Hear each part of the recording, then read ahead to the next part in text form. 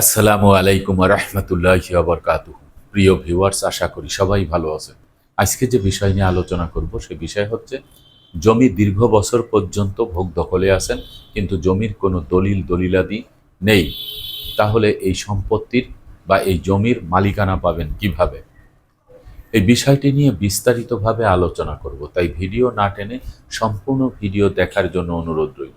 আর video দেখার পরে যদি ভালো লাগে, মন চায়, লাইক কমেন্টস করবেন, শেয়ার করবেন। আমাদের চ্যানেলটি যদি ভালো লাগে, আমাদের পরিবারের সদস্য হতে চান, চ্যানেলটি সাবস্ক্রাইব করে পাশে থাকা বেল বাটনটি অন করে দিয়ে আমাদের সাথেই থাকুন। প্রিয় ভিউয়ার্স, জমি দীর্ঘ বছর পর্যন্ত, অর্থাৎ 20 বছর, 30 বছর, 40, 50, 60, 70 বছর পর্যন্ত দখলে আছে, কিন্তু এই সম্পত্তির কোনো দলিল খতিয়ান কোনো কিছুই আপনার নামে নেই। তাহলে এই সম্পত্তির মালিকানা পাবেন কিভাবে? সর্বপ্রথম বুঝতে হবে যে সম্পত্তি আপনি ভোগ দখলে আছেন, এই সম্পত্তি আপনি কোন বুনিয়াদে ভোগ দখলে আছেন, এই বিষয়টি আপনাকে সর্বপ্রথম খোঁজ করে বের করতে হবে। আপনি দখলে আছেন 50 বছর বা 60 বছর পর্যন্ত, কিন্তু কোনো কাগজপত্র নেই। তাহলে আপনি জমিতে ভোগ দখলে আসলেন কিভাবে? কার মাধ্যমে আসলেন? এই বিষয়টি আপনাকে আগে খুঁজে বের করতে হবে। তারপরে আপনাকে জানতে হবে যে আপনি যে দাগ নাম্বারে, যে মৌজার যে সম্পত্তি, যে দাগ নাম্বারে বসে আছেন, যে চৌহদ্দিটা, এই দাগ নাম্বারের সম্পত্তির পূর্বে মালিককে, কার মালিকানা এই সম্পত্তি, এই বিষয়টা যদি আপনাকে জানতে হয়, সর্বপ্রথমে আপনাকে যেতে হবে ইউনিয়ন ভূমি অফিসে।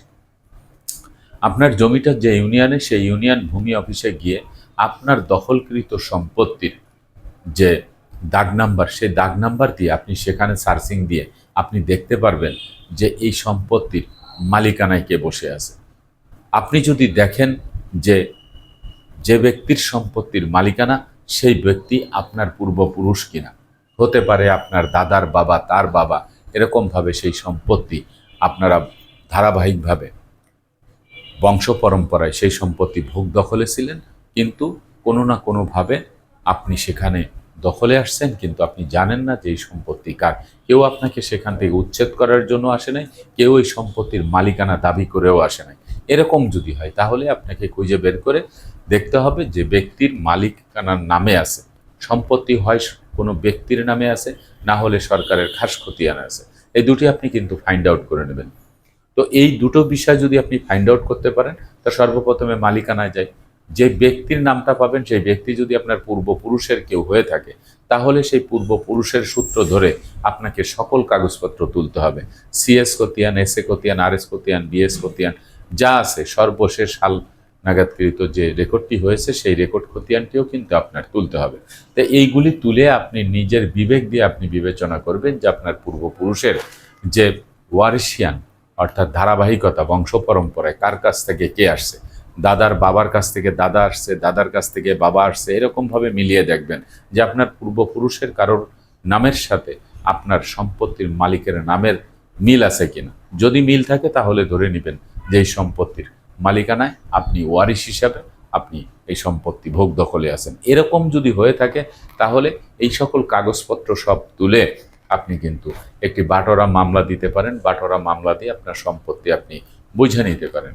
এই বাটোয়ারার মামলাটা যদি দেন, তাহলে কাগজপত্র 100% কিন্তু আপনার সংগ্রহ করতে হবে। এটি হচ্ছে একটি পদ্ধতি। দ্বিতীয় নম্বর পদ্ধতি হচ্ছে যে আপনি দীর্ঘ 70 বছর, 60 বছর পর্যন্ত ভূমি দখলে আছেন, কিন্তু এর মালিকানা নাই। আপনি ইউনিয়ন ভূমি অফিসে গিয়ে সেই সম্পত্তি খোঁজ করে দেখলেন যে সম্পত্তির মালিকানার ওখানে কোনো ব্যক্তির নাম নেই, কিন্তু সম্পত্তি খাস খতিয়ানের সম্পত্তি। হতে পারে সরকারের 1 নম্বর খাস খতিয়ানে, হতে পারে আপনার 1-এর 1 খতিয়ানে। যদি হয়ে থাকে, তাহলে এই খাস খতিয়ানের সম্পত্তি লিজ নেওয়ার কিন্তু একটি বন্দোবস্ত আছে, একটি ব্যবস্থা আছে। তো আপনি যদি বন্দোবস্ত বা লিজ নিতে চান, তাহলে আপনাকে কিন্তু সরাসরি ডিসি বরাবর, অর্থাৎ জেলা প্রশাসক বরাবর দরখাস্ত করতে হবে। জেলা প্রশাসক বরাবর দরখাস্ত করতে হবে এজন্যই যে আমাদের জেলার মধ্যে যত সম্পত্তি আছে, এই সম্পত্তির সমস্ত দেখাশোনার দায়িত্ব হচ্ছে জেলা প্রশাসক মহোদয়ের। এই জেলা প্রশাসক মহোদয় যখনই জমি সংক্রান্ত বিষয়ে কাজ করেন, তাকে কিন্তু কালেক্টরও বলা হয়ে থাকে। তো এই জেলা প্রশাসক মহোদয়ের কাছে যখন আপনি একটি দরখাস্ত করবেন এই সম্পত্তিটি লিজ নেওয়ার জন্য বা বন্দোবস্ত নেওয়ার জন্য, আপনি দখলে আছেন, তাহলে আপনাকে সরাসরি বরাবরে লিখতে হবে জেলা প্রশাসক মহোদয়, আপনার যে জেলার নাম সেটি লিখে তারপরে আপনার যথাযথ কর্তৃপক্ষের মাধ্যমে এই কথাটি আসতে হবে। তারপরে বিষয় হচ্ছে আপনি লিজ নিতে চান সেই কথাটি উল্লেখ করবেন। তো যথাযথ কর্তৃপক্ষের মাধ্যমে এই জন্যই লিখবেন, কারণ এই দরখাস্তটি আপনার জমা দিতে হবে সরাসরি ইউনিয়ন ভূমি অফিসে তহসিলদারের কাছে। সেখানে যখন আপনি জমা দিবেন ওই দরখাস্তটা কিন্তু চলে যাবে উপজেলা ভূমি অফিসে। উপজেলা ভূমি অফিস থেকে আপনার এই আম, আবেদনের যে কপিটা, সেই কপিটা মাসিক যে মিটিংটি হয় ডিসি অফিসে, এই মাসিক মিটিংয়ে এটা উপজেলা নির্বাহী অফিসার সেটাকে ওখানে উপস্থাপন করবেন। তো তিনি যখন ওখানে উপস্থাপন করবেন তখন ডিসি মহোদয় ওই বিষয়টি দেখে সত্যতা যাচাই বাছাই করার জন্য একটি নির্দেশনা দিবেন। তারপরে আপনার এই সিল্যান্ড অফিস থেকে লোকজন যে সেখানে তদন্ত করে দেখবে যে হ্যাঁ এই সম্পত্তিটা আপনি দীর্ঘ বছর পর্যন্ত ভোগ দখলে আছেন। সন্তোষজনকভাবে যদি তারা মনে করেন ডিসি মহোদয় এবং প্রতিবেদন যদি সঠিকভাবে আসে, তাহলে ডিসি মহোদয় কিন্তু সেই সম্পত্তি আপনার নামে লিজ দিতে পারে। আপনি সে একশোনা লিজ নেন, আপনি স্বল্পমেয়াদী লিজ নেন, দীর্ঘমেয়াদী লিজ নেন, লিজ নিয়ে আপনি সেখানে মালিকানা নিয়ে আপনি কিন্তু বসবাস করতে পারবেন। এটি গেলেই একটি পদ্ধতি। এই দুটি পদ্ধতি আপনাকে অবশ্যই খোঁজ করে বের করতে হবে। আপনি শুধু যদি সম্পত্তিতে বসে থাকেন এটা ঠিক না, আপনাকে খুঁজে বের করে যদি সরকারের খাস খতিয়ানে হয় তাহলে লিজ নেবেন। আর যদি পূর্বপুরুষের সম্পত্তি রেখে গেছে আপনি জানেন না, সেই কাগজপত্র তল্লাশি দিয়ে এনে আইনগত দিক থেকে বিজ্ঞ আদালতে মকদ্দমা দিয়ে আপনি সম্পত্তির মালিকানা নিতে পারেন। এ হচ্ছে দুটি নিয়ম।